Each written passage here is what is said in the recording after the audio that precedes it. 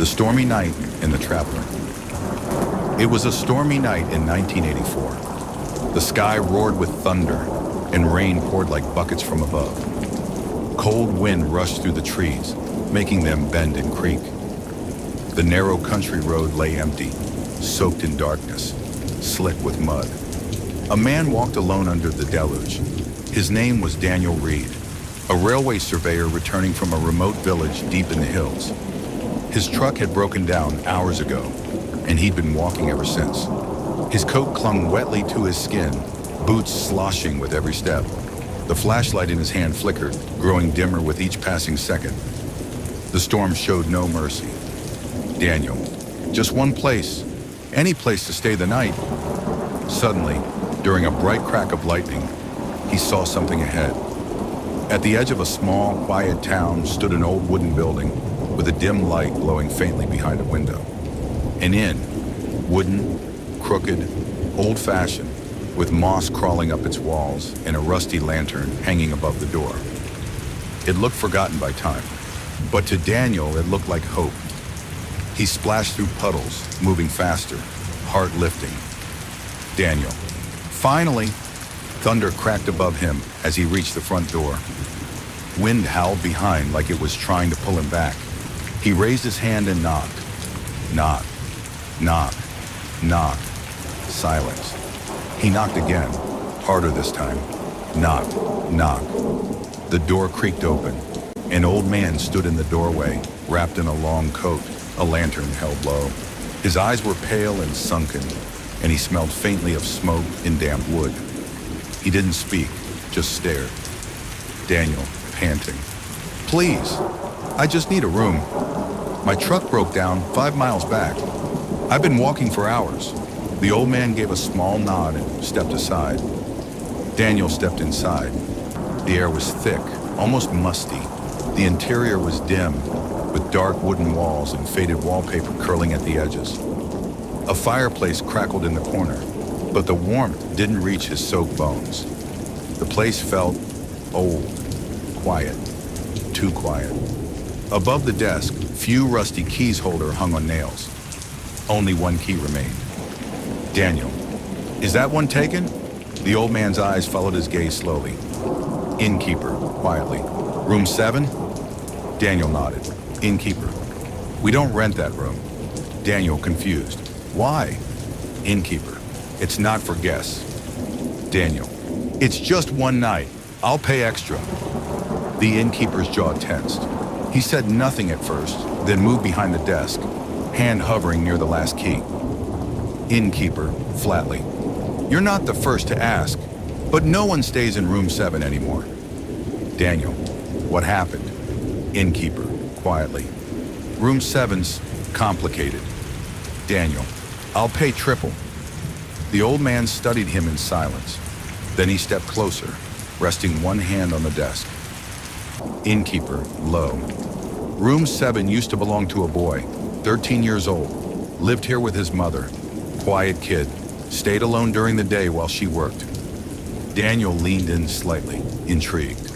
Innkeeper. One evening she came back to find the door locked from the inside. No answer, no sound. They broke it down. The boy was under the bed, curled up, eyes wide open, dead. Daniel swallowed. Innkeeper. No wounds, no signs of struggle, just sheer terror, like something scared him to death. The fireplace crackled. The wind howled. Innkeeper. Room was freezing, but the windows were locked. No drafts.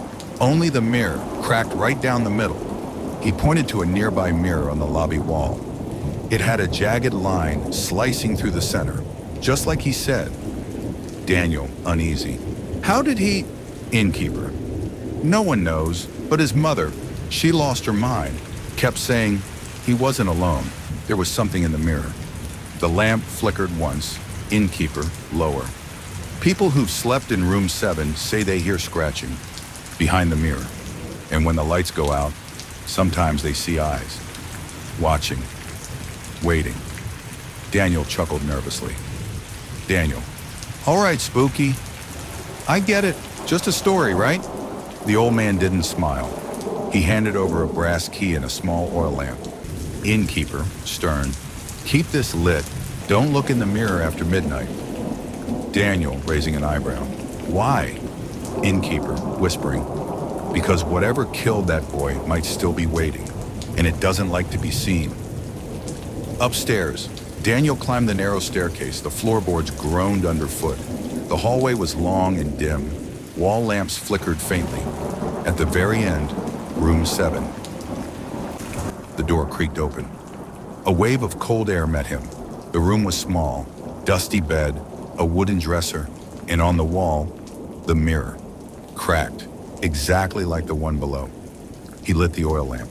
Flame crackles to life. Daniel, muttering, "Just one night, then I'm out of here." He sat on the bed. The silence was thick. Not peaceful, but aware. Listening. Rain tapped at the window, dull and distant. Like it, too, had been muted. He glanced at the mirror.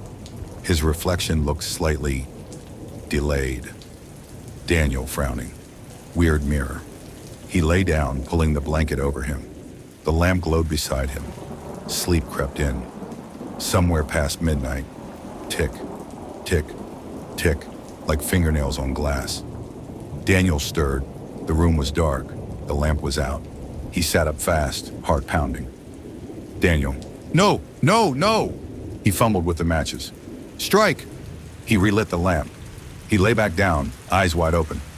Creak. Silence. Creak. The flame dimmed, then died again. He sat upright, breath caught. Daniel, whispering, "What the hell?" He struck another match. This time he stayed awake. Tick, creak, then a hand, burnt, blackened, emerging slowly from the shadows. It reached toward the lamp, paused, then snuffed the flame with a single touch. Smoke curled upward. Darkness returned. The mirror across the room reflected it all, cracked, unmoving. Then tap, a sound from inside the mirror. Daniel stared. Nothing behind him, but in the reflection there was something else. A boy, pale, still, crouched behind the bed, eyes open, watching. Daniel spun around. Nothing. Turned back. The boy was gone. Only his reflection stared back. He stood up slowly, moved toward the mirror. His reflection mirrored him. Then the boy reappeared. This time right behind Daniel. Mouth open, eyes black. Something inside them wriggled. Daniel screamed, spun around. Nothing. The mirror cracked further, from inside. Shaking, he grabbed his things, the bag, the lamp, the key, and bolted. Down the stairs, through the hallway, into the lobby. The innkeeper stood there, waiting. Innkeeper, quietly. "You looked in the mirror, didn't you?" Daniel didn't answer, just nodded. The innkeeper's voice lowered. "Innkeeper, now you'll see him again, not just here. He follows the ones who look too long." Daniel fled into the storm. He never came back. And room 7? It cracked again the next night, still locked, waiting for someone else to ask for shelter.